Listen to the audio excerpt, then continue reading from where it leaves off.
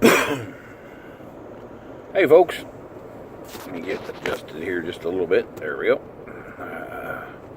Hope you're all doing well. Haven't made a video in a while. I've been kind of debating whether to do this one or not, but if it helps one person, then maybe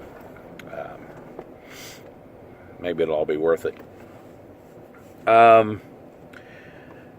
Jump right to the point. This is going to be a public service announcement. I'm not smoking today. I've not been really released to 100% yet. I just spent a little bit of time in the hospital, unexpectedly, of course. Nobody expects to, well, I guess unless you schedule something, but mine was completely unscheduled.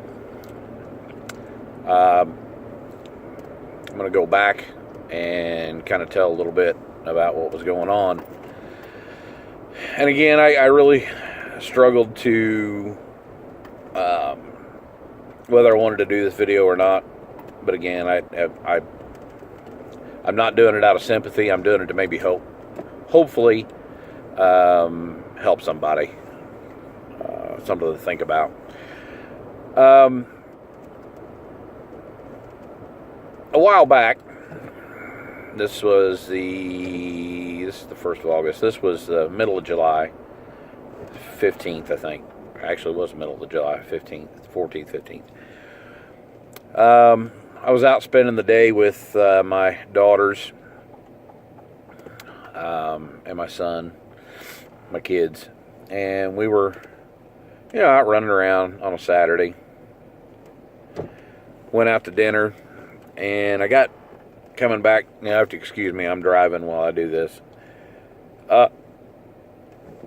We got done with dinner, and I was walking back to the truck in the parking lot, and I was just really, really exhausted.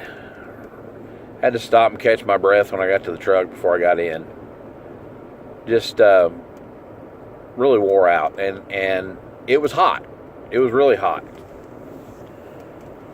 So I was like, wow, this is, I just got done eating. I'm full. It's hot outside. I just got overheated a little bit. So the next day is Sunday. I thought, well, I'm just going to take it easy. It's still hot outside. I'm just going to stay in the house. It really bothered me moving from room to room.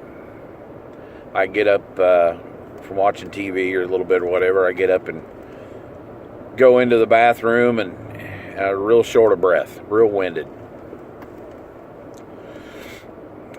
Next morning was Monday. I was getting up and getting ready for work, and it really took everything I had to get up and get ready for work. It was like somebody had just sucked the wind right out of me. I couldn't catch my breath. Got out of the shower, and I had to sit down and catch my breath before I could even get dressed. It was just a really rough morning, and I'm not one person that I don't really like to go to doctors. I have nothing against them. I really don't like going to hospitals, and I've got an issue where I have a buildup of fluid on my legs anyway, and I hadn't taken I take a water pill every morning. I hadn't taken that for a couple days, and I thought, that's just it. I've got extra fluid on my system right now, and it's making it hard to breathe. And I really thought, I'll just take an extra water pill and go on into work and deal with it. And the more I thought about it, my wife got up and we were talking about it, and I was really in a lot of discomfort. There was no pain. Was not in any pain. It was just really, really difficult to breathe. And we decided to make a trip to the hospital. After getting to the emergency room, going through some tests and some pictures and everything, what they found was a pulmonary embolism.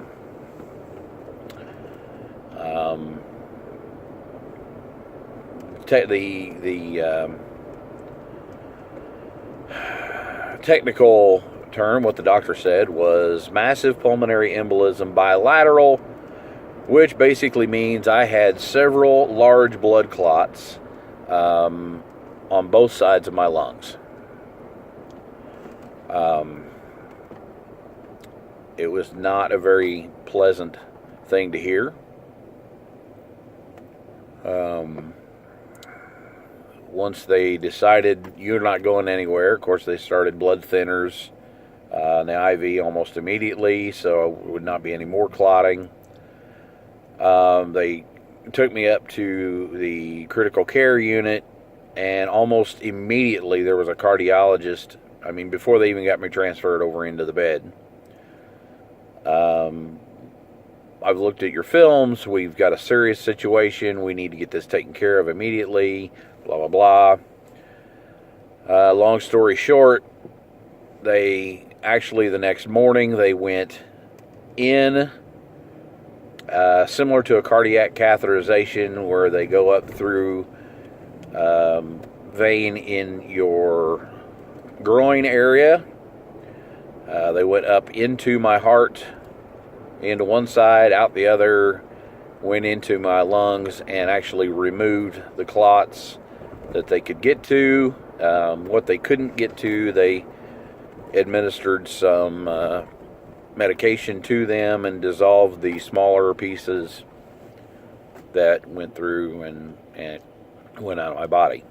So, not a very fun process, not a very fun. I spent 2 weeks in the hospital total, getting me on my oral blood thinners and regulated, which are what I will be on for at least probably for the next year.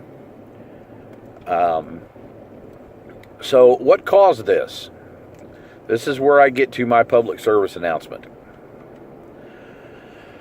Like I said, I have issues with my legs anyway, which that could have been a contributing factor. But with talking with several doctors and kind of going through my history, I have no history of any surgeries, no accidents, no illnesses, nothing like that.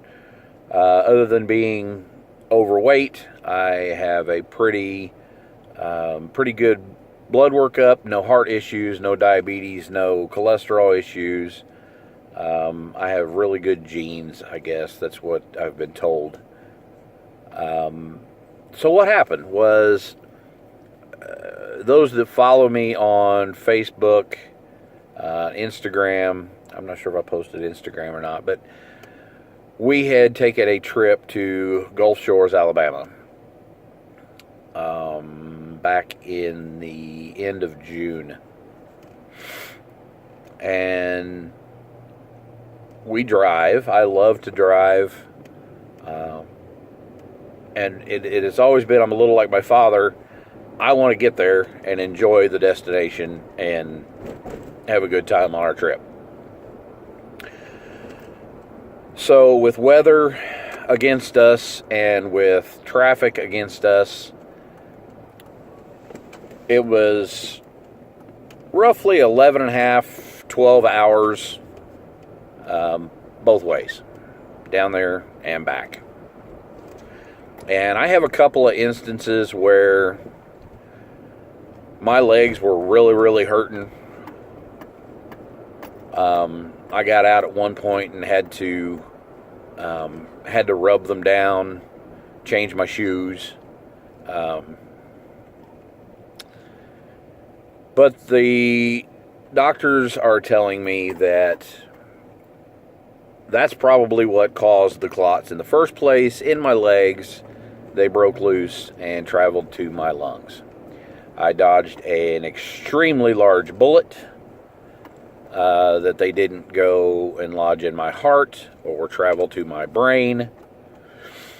So I am very, very thankful that didn't happen. But it's given me a second chance to kind of take a look at my health and everything anyway. So my public service announcement is this, and I've been told this by my doctors as well. If you are a driver or a passenger or a flyer or anything like that, enjoy the trip, not just the destination.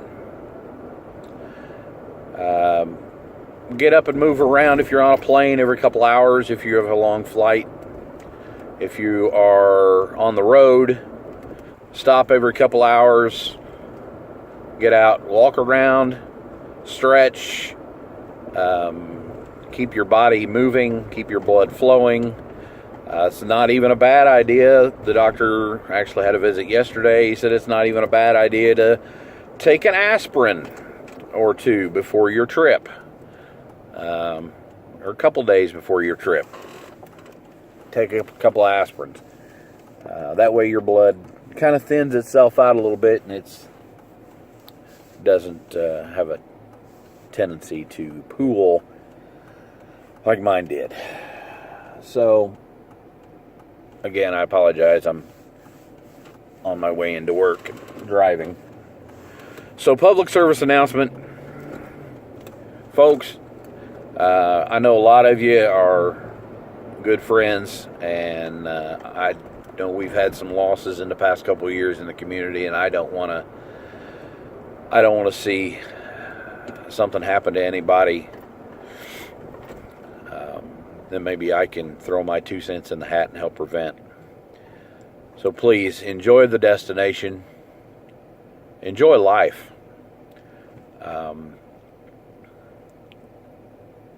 Talk to your friends, your family. Be kind to each other, and get up and move around. Take care of yourselves. That's all I got. Love y'all. God bless, and we'll talk to you soon.